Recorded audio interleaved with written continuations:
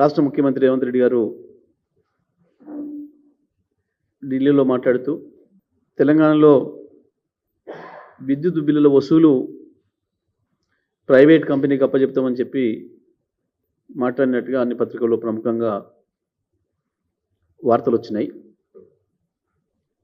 దాన్ని ప్రభుత్వం ప్రకటించినట్టుగా కాకుండా చిట్చాట్లో చెప్పినట్టుగా అన్ని పత్రికలలో వార్తలు వచ్చినాయి. దానిపైన ప్రభుత్వం నిన్న మొన్న స్పందించలేదు.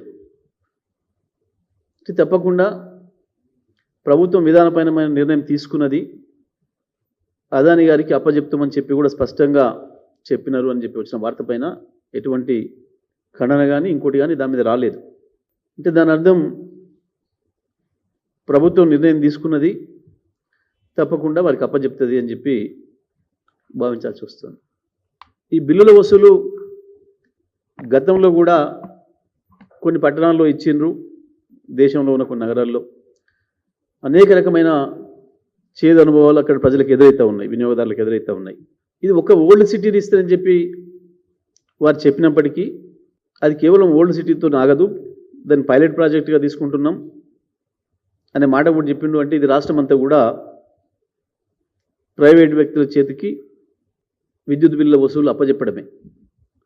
ఇవాళ మనం చూస్తున్నాం, ప్రైవేటు ఫైనాన్స్లకు సంబంధించి కావచ్చు, ఇతర రకాల కంపెనీల ఏదైనా వసూలు బాకీ పడితే ఎవరైనా ప్రజలు ఏ రకంగా దౌర్జన్యాలు చేస్తున్నారో, ఏ రకంగా వాళ్ళ ఇండ్ల మీద పడి వాళ్ళ వస్తువులు గుంజుకొచ్చి ఇబ్బందులు పెడుతున్నారో మనం చూస్తున్నాం. రేపు తెలంగాణ రాష్ట్రంలో విద్యుత్ వినియోగదారులందరికీ కూడా ఇదే పరిస్థితి తీసుకురాబోతుంది ఈ ప్రభుత్వం. ఒక రకంగా చెప్పాలంటే ఇది ప్రైవేటైజేషన్కి మొదటి మెట్టు.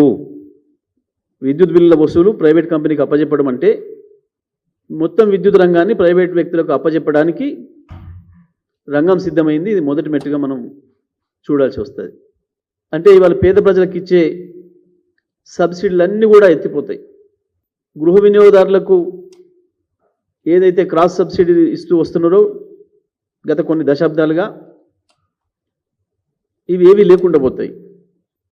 చివరికి రైతాంగానికి కూడా ఉచిత విద్యుత్ అనేది మర్చిపోవాల్సి వస్తుంది. తప్పకుండా దానికి కూడా మీటర్లు బిగిస్తారు. దీని మీద ప్రభుత్వం స్పష్టంగా చెప్పాలి. ఇది రైతులకు ఉరి బిగించడం కొరకు మాత్రమే జరుగుతున్న చర్య. మరి దీనిపైన ఉద్యోగ సంఘాలు కూడా ఆలోచన చేసుకోవాలి. వినియోగదారులందరూ కూడా, తెలంగాణ రాష్ట్రంలో ఉన్న వినియోగదారులందరూ కూడా ఆలోచన చేసుకోవాలి. గతంలో ఇటువంటి ఒత్తిళ్లు మా పైన వచ్చినాయి, ముఖ్యమంత్రి గారి పైన వచ్చినాయి, ప్రైవేట్ వాళ్ళకి అప్పచెప్పండి అని చెప్పి. కానీ ప్రాణం పోయినా నేను విద్యుత్ రంగంలోకి ప్రైవేట్ వ్యక్తులను ఎంటర్ కానివ్వను అని చెప్పి కేసీఆర్ గారు దానిపైన నిలబడ్డారు. రైతులకు మీటర్లు పెట్టాలన్న విషయంలో కానీ, విద్యుత్ ప్రాజెక్టులను ప్రైవేట్ వాళ్ళకి ఇవ్వాలనే విషయంలో కానీ, బిల్లుల వసూళ్లు ప్రైవేట్ కంపెనీలకైన విషయంలో కానీ కేసీఆర్ గారు ఎప్పుడూ రాజీపడలే. ఎటువంటి ఒత్తిడులు వచ్చినా, ఎంత పెద్దవాళ్ళ నుంచి ఒత్తిడి వచ్చినా కూడా ఎక్కడ కూడా రాజీపడలే. ఎందుకంటే విద్యుత్ రంగం రాష్ట్ర అభివృద్ధికి, దేశ అభివృద్ధికి ఎంత ముఖ్యమో, ప్రజల జీవిత అవసరాలకు ఎంత ముఖ్యమో, ప్రజల జీవితంలో ఒక భాగమైన విద్యుత్తును ప్రైవేట్ వాళ్ళకి అప్పచెప్పడం అంటే అది మొత్తం మన జీవితాలని చిన్నాభిన్నం చేసే పరిస్థితి వస్తుంది. ఆర్థిక అభివృద్ధి పైన దాని ప్రభావం కనపడుతుంది. దానివల్ల ఇబ్బందులు జరుగుతాయనే ఉద్దేశంతోనే ఎట్టి పరిస్థితుల్లో ప్రభుత్వ రంగంలోనే ఉండాలి ఇది అని చెప్పి ఒక సీరియస్ నిర్ణయం తీసుకొని దాని మీద నిలబడ్డారు కేసీఆర్ గారు. కానీ ఇవాళ రేవంత్ రెడ్డి గారి ప్రభుత్వం, ఇది కేంద్ర ప్రభుత్వం మోడీ కనుసన్నల్లో వారి విధానాలను పూర్తిగా వీరు తీసుకొని అవలంబిస్తూ ఇక్కడ అమల్లోకి తీసుకొస్తూ చేసిన చర్యనే ఇది. అది అదాని గారికి ఇచ్చినా, ఇంకోరికి ఇచ్చినా, ఎవరికి ఇచ్చినా ప్రైవేట్ కంపెనీలకు ఇవ్వడం అనేదే, ప్రైవేట్ వ్యక్తులకు ఇవ్వడం అనేదే ఇది తప్పుడు చర్య. ఇది ఎట్టి పరిస్థితుల్లో కూడా ఒక్కసారి ప్రైవేట్ కంపెనీని కనుక మనం రాణిస్తే, అలో చేస్తే తెలంగాణ ప్రజలకి